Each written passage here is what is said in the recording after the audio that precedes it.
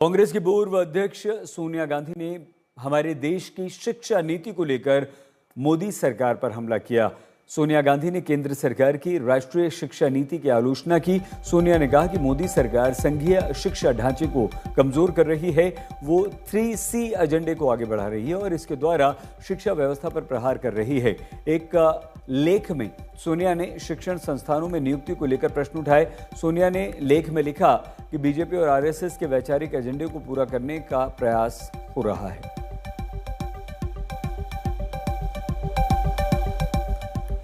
सोनिया गांधी के आरोप पर बीजेपी हमलावर है। महाराष्ट्र के मुख्यमंत्री हिमंता बिस्वा शर्मा ने महाराष्ट्र के मुख्यमंत्री देवेंद्र फडणवीस ने सोनिया गांधी के आरोपों पर पलटवार किया है।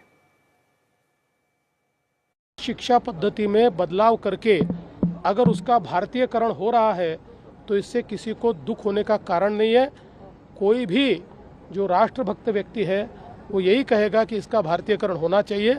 मुझे ऐसा लगता है कि सोनिया जी ने इसकी पूरी जानकारी लेनी चाहिए और भारतीयकरण को पूर्ण रूप से सपोर्ट करना चाहिए। सोनिया गांधी जी राष्ट्रीय स्वयंसेवक पर टिप्पणी करने से पहले जरा अपना गिरेबान झांकिए।